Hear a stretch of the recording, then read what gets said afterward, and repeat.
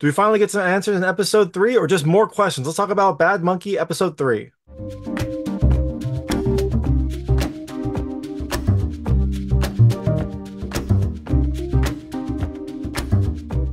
Hey everyone, it's David Stark from Watch Your Pass, and we're going to talk to you about Bad Monkey Season 1, Episode 3. Nobody Said He Was Alvin Einstein, which is coming to Apple TV Plus on August 21st, 2024. You might wonder about the title. Well, it is related to something that someone says in the episode. It is a very smart comment for a very smart episode. I really enjoy this. I thought this was fantastic. I've been liking Bad Monkey more and more, and this episode is no different. I like this more than the previous two. My hot take is I definitely think you should watch it. It's an exciting episode with some more chemistry between the characters, a little bit more intrigue, and we get some answers. We get some more information about this whole mystery and some very big reveals. So I really loved it. I thought it was fantastic. I thought it was a really good episode from start to finish. So I'm going to tell you a little about the episode, a few things I liked, a few things I didn't like, and then really quickly go into a recap. So as you can imagine, there will be spoilers in the recap section. If you don't know what happens in this episode, and you might not, there's a big surprise at the end. There's some more surprises throughout the way. I would turn it off when they get to the ending. Before that, though, I'll keep it vague. I'll keep it spoiler-free. Let's try to get to those spoilers. So, in Bad Monkey Episode 3, you have the continuation of what happened at the end of Bad Monkey Episode 2. Rosa and Yancy are starting to investigate this murder. Rosa is kind of like being dragged into this by Yancy's persistence and her interest in the case. And so at the end of the last episode, they were getting coffee at Neville's sister's restaurant before they were going to like talk more about the case. So that is when Yancy and Neville first met up. Now, this next episode continues right on that. The investigation continues. They keep looking for clues, but do they get a little bit too close? You'll have to wait for the recap section to find out. So, things I liked about this episode. The first, I like the chemistry. There's some really great chemistry between the characters, specifically between Rosa and Yancy. They become a little bit more comfortable with each other. They become a little bit more joking. It is a much more fun interaction than the kind of cold interactions at the start. So I'm excited to see them become a pair and see where this goes. The second thing I love the intrigue. The mystery grows here as more and more players get involved and more clues, happen. We find out about a new character and some more background to this whole story. The third thing I loved, it was funny. It was really funny. It's been getting funnier. Maybe I'm just more used to the comedy. I was a little disappointed in the first episode, but I feel like I am enjoying this more and more. Maybe that's just because now I'm warming up to the style of comedy. But for whatever reason, I thought this was a funnier episode than even the last two. And the fourth thing I loved, we get some answers. We do get some answers to some of the big questions, which is completely related to the last thing I loved, the ending. The ending was really, really good. Each of the endings has been pretty good so far. The episode 1's ending, I think, was really good.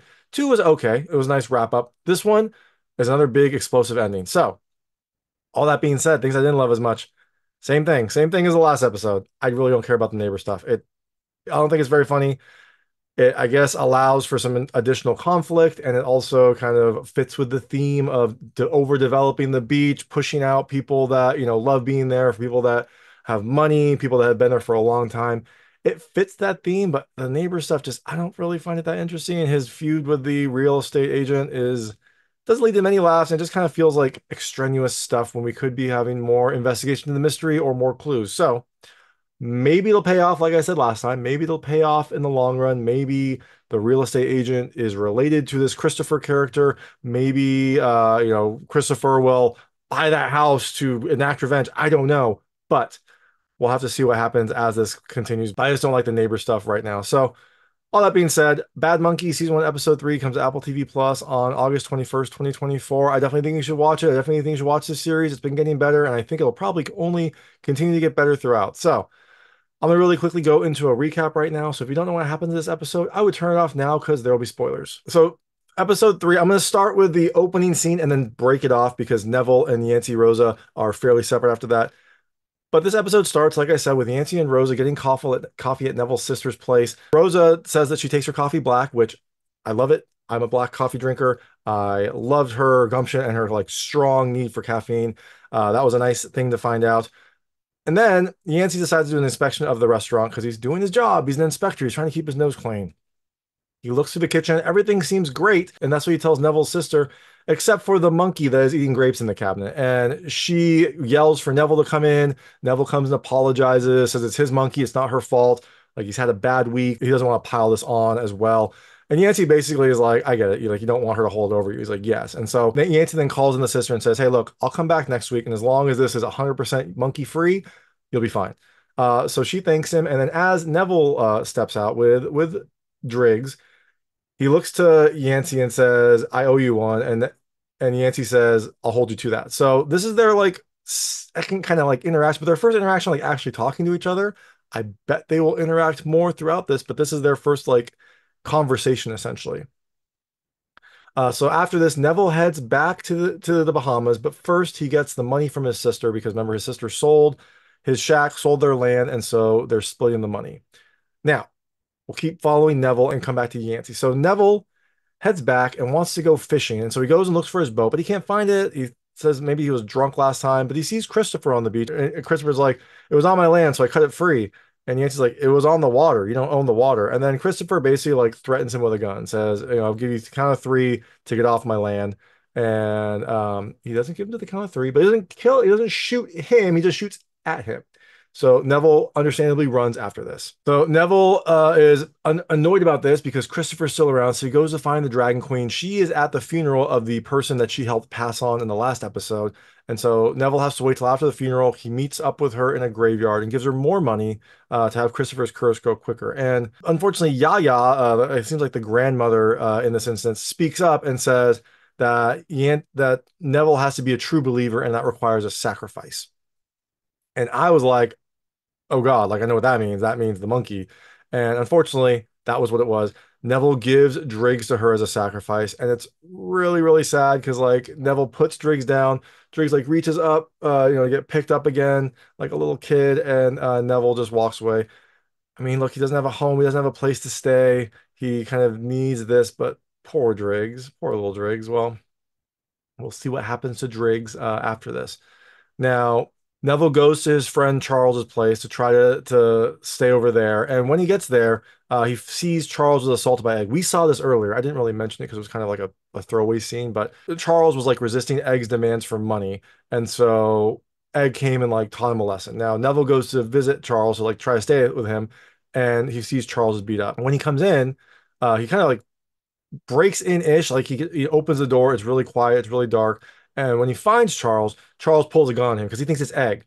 He realizes it's Neville. He, puts the gun away, but basically says that, Egg beat him up, but Christopher's the real problem. Christopher's the one that's like pushing people off, strong-arming people, all that stuff. And Neville's like, well, we got to do something about it. I'm going to break into his office and get some info. And in order to help him along the way, he takes Charles's gun. Now, we don't know if this gun works. It's apparently a gun that Charles found in the water. It was like old, it was crusted over, it was in the water. So it's probably whatever it is. What's the word? Corroded, maybe? We'll go with corroded. Anyways, Charles cleaned it up as best he could, but we don't know if this gun actually works. It's like an old school revolver. So Neville makes good on this promise. He breaks into Christopher's office, and there's no guard dog there this time. Apparently, the attack by Driggs in the first episode traumatized that dog, so he's no longer there. And while Neville's in there, he grabs a USB drive, and he's about to leave, but Egg comes in. Egg is going to teach him a lesson, but Neville pulls the gun on him and threatens him with the gun, and so Egg lets him go. And as Neville's leaving, probably not the smartest move, I think he pistol whips Egg and says that's for Charles, and then he leaves. So I don't think that's going to be good for him. I think that's probably going to be bad for Neville, but we'll see. Maybe this is going to force him to go back to the States to like run for his life. We'll find out soon. So that is Neville's story. Neville's getting into some trouble. He's trying to make this curse happen, and he's doing some pretty horrible things, including giving up Driggs to do it. We'll see if this pays off in the next episode, but that is Neville's story. Now, going back to Yancy. So Yancy and Rosa, after they get coffee at the sister's place, they go visit Madeline at work, and she tries to run, but Yancy anticipated this and kind of like essentially booby-trapped her way out. And so she gets caught. They talk to her, and she admits that Finney was the one that was baiting the hooks the day that the arm was pulled up. So Finney was the one that probably baited that arm. That's why the arm came up. He was involved in the plot. That's how he came into the money. And Madeline says, it was just so much money. It was a whole $3,000, which is a good amount of money, but not probably enough money to like risk your life for. Well, they did. And they asked for any more information, and still has the cooler that the arm came in. And the arm came in a cooler from a local medical company. And so they're like, okay, let's run this down. So Yancy and Rosa then go to that company and look around. And before they get there, when they get there, before they go into the company, Bonnie calls Yancy and like gives him an update. Yancy is clueless, and so he's like talking to Bonnie, joking with her, and whatnot. And this makes Rosa a little jealous. It seems. We don't know for sure, but it seems. She says it doesn't. She says it kind of like, she says that she doesn't care. I think she does. But after this, they look through the offices and find a bunch of prescriptions and references to this Dr. Israel Opeel. So like, okay, this is interesting. He's writing all these prescriptions. Why are they in the office? Let's go talk to him. They go visit Dr. Opeel, and he says that they were involved in a big Medicare fraud scam where they would take, I guess, the Medicare cards from old people and then put in fake reimbursement requests. Those would come straight to the company, so the Medicaid people wouldn't even know. And then Nick would pay Israel for this service. He would pay him like a cut of it. So a big insurance scam, a big, potential fraud investigation. That is what Nick, the dead husband, Eve's dead husband, was dealing with. So at this point, I thought, my guess is that Christopher is Nick, and they did this whole insurance fraud thing and then faked his death to start a new life and use the life insurance money to kind of make that happen. But then I was like, wait, what about the arm? Well, I don't think they ever actually tested the arm, and the only identification was Eve's. So it seems like that could have, that could work. Maybe Eve was in on it. I mean, Eve is clearly in on it too if Christopher is Nick. So that was my guess at that point. So after Yancey and Rosa visit Opeel, he calls Eve and is upset with her that the kid he gave the arm to is dead. And so she invites him to come to Andros to relax. She says, it'll be good for you. You can come, you can do some drugs, you can relax, it'll be fine. I don't think it'll be fine for him. It seems sinister, but that's what she says. Opeel says he'll think about it. Now, later, Rosa and Yancey are talking about the case, and Rosa is going to go test those bone fragments. And she does test those bone fragments and finds out that they match Nick. So the bone fragments were Nick's arm. I don't know where they got Nick's DNA.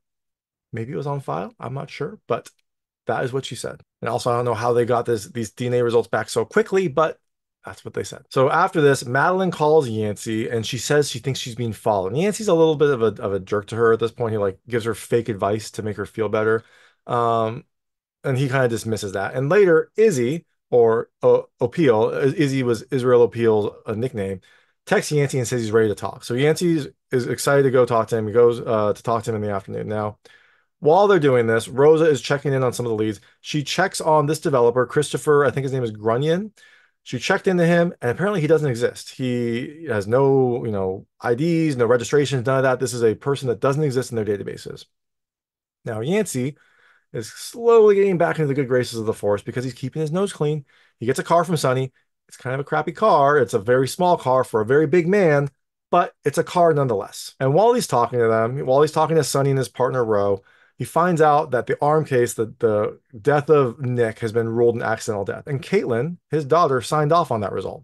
So it seems like that ploy that Eve used in the second episode to say, you get some life insurance. Of course, your father was worried about you, is working. Caitlin is pushing this through. Now, Yancey's annoyed, but the case is closed, and so there's nothing he can do. Ro tries to tell him to give it up. No one will care if this person died. But can Yancey really give it up? I don't know. And again, Sonny and Ro both seem to want to close this case. It could just be they don't want a murder in their jurisdiction. That would be bad for tourism. It feels like there's probably something else. It feels like they are involved in some way. We'll see. So after this, Yancey goes and talks to Caitlin. Caitlin, says he just had a boating accident. It's fine. And Yancey basically accuses her of doing this for the insurance money. But he also said that her dad was chopped up in the shower. They found the bone fragments. They tested it. It matched her dad. And so Yancey hopes it was all worth it. Now, this trend of crooked people is annoying Yancey because all these people he seems to talk to are crooked. Opeel is crooked. The person he's investigating is crooked. The cops let off this investigation as just like an accident. Caitlin is now kind of in on it too. So in this, he goes and talks to Izzy. But while he's getting ready to go talk to Izzy, while he's going up the stairs, Christopher shows up in Izzy's apartment and shoots him before Nancy can even get there. And Christopher is gone. So when Nancy gets there, Izzy is dead, shot in the back of the head. Nancy goes in to investigate it quickly, and then when he's leaving, a neighbor sees him. I don't know why he didn't try to explain anything. Maybe he didn't want to get any information because maybe he didn't want to like have that neighbor identify him, but he just like leaves after that. Now, Rosa is talking to her sister about Yancey later that night, and pretty clear that that she's interested in him. She says that there's some baggage, like he, can't stop talking, his ex-girlfriend is a sex offender, things like that. But he's very tall, so it's tough to balance out, right? But what we also find out is that Heather from the weather, this person that is like notoriously bad at her job, hasn't shown up for work. So that might be another player in this whole scheme as well. Now, while she's talking to her sister, Yancy visits to give her the news that Izzy is dead, and also he needs to get stitched up. He got bit by a dog earlier, and so he needs to get stitched up. Now, while they're stitching him up, he calls Madeline to warn her about a potential, killer on the loose, but Madeline isn't picking up her phone. So later, Yancy and Rosa go to visit Madeline, and Yancy also called his partner Ro to ask him to go check on Madeline too to make sure that she's okay. And Yancy and Rosa get there first. Madeline's alive. She's fine. She just wasn't picking up her phone. It's a tense moment because you think that maybe Christopher is there, but she's alive. She's fine. And while they're there, Ro shows up. So yay, he went to check on her. But again, is Ro crooked? Like, was he going to go there to do something else? Or was he just going there to do what his friend asked? We'll find out later. I don't know. I can't tell. It seems he seems genuine at some points, but he also seems very interested in like not pursuing this case. So we'll see. Now, that is actually the last scene in this episode, but the big reveal happens earlier. So I wanted to say that for that last specific part. So this big reveal is Eve back in at home in Key West gets a visitor. And wouldn't you know it, Caitlin comes to visit her. And Caitlin says, you killed my dad, Eve. And Caitlin pulls a gun on her. Caitlin says, I want you to tell me that you killed my father. And Eve says, I'll never tell you I killed your father because I didn't. And then we see Christopher walk up behind her and whoa, Christopher gives her a hug. Caitlin turns around and says, Dad. And we see that Christopher's his left arm is missing below the elbow. So there we go. It seems like Christopher did cut off his own arm. It probably for insurance fraud, probably to like kill himself so that the scheme that he came up with at the hospital or at the medical device company didn't come back on him, or at least it ended with him. And now he's going to hopefully start a new life in the Keys. You're wondering, like, well, how is he able to do this? How is he able to like go back and forth? It seems like the Keys and the Bahamas are fairly easy to get back and forth. It seems like you can take small planes, and so like that's how uh, Neville could come from the Bahamas to the Keys with a monkey, which I don't think you could do. That's probably also how Christopher can go from Florida to the Bahamas without having to go through like immigration or anything. But there we go. That was the big reveal. Christopher is Nick. Nick is not dead, although he is now, declared dead. And Christopher faked his death with the help of Eve and probably some other people to kind of like start a new life. We'll see if this works for him. We'll see if he's able to do this, and we'll see, what his whole resort plan is in the Bahamas next time. What do I think? Well, I think now that Caitlin knows, she will tell Yancy to drop it. Only is she probably going to get some insurance money, but her dad is there, so that seems fine. Madeline seems to be okay. I think she's probably still in danger, but she's not in danger yet.